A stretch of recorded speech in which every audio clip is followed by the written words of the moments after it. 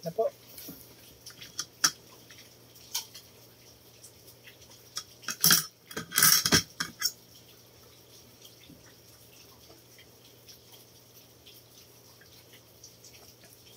Sobrang tagal ko na hindi nakakain ng sobrang tagal ko nang hindi nakakain ng pancit canton, kaya nagpancit canton tayo.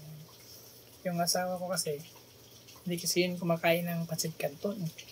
Kasi siya, parang ayaw niya niyang amoy yung pancit canton, kaya hindi ako nakakain. Ngayon lang, kasi wala siya. Umalis kasi sila.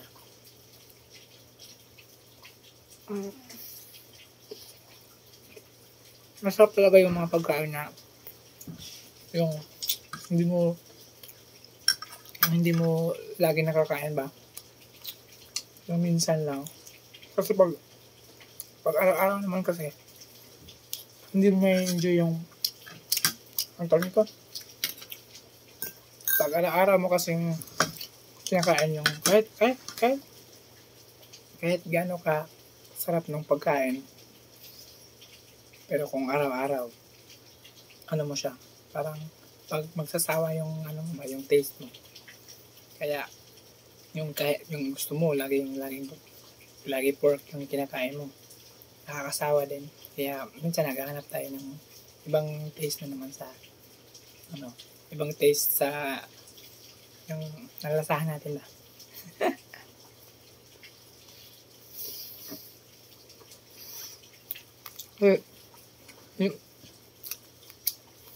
yung mga dati naalala ko pa, yung nag-aaral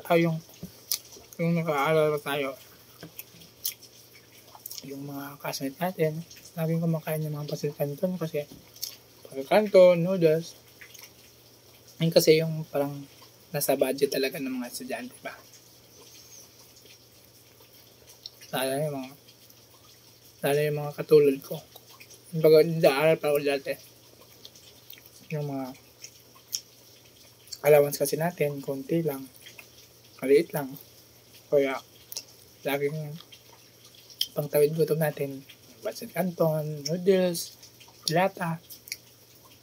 Yun, kasi tapos tayo eh.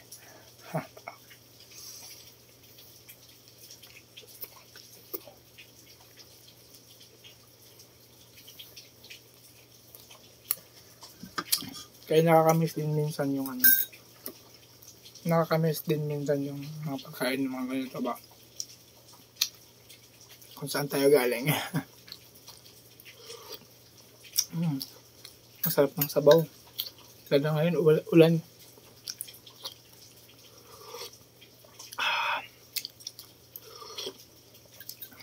Sarap talaga. Ito yung ulam namin kanina. Kumain kasi kami sa restaurant. Tapos din namin naubos.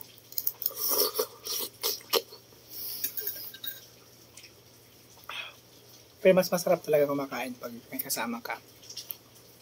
Ngayon, ako lang mag-isa dito. Parang masarap yung pagkain ko, pero iba talaga yung pag may kasama ka.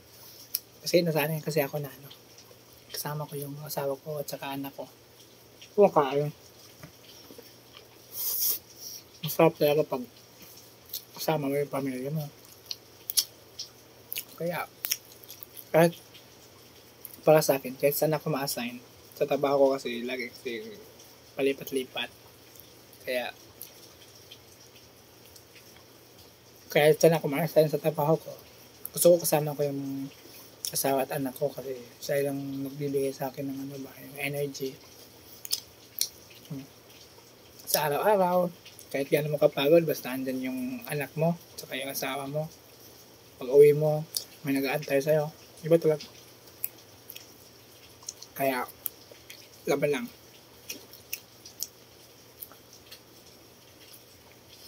Sarap talaga.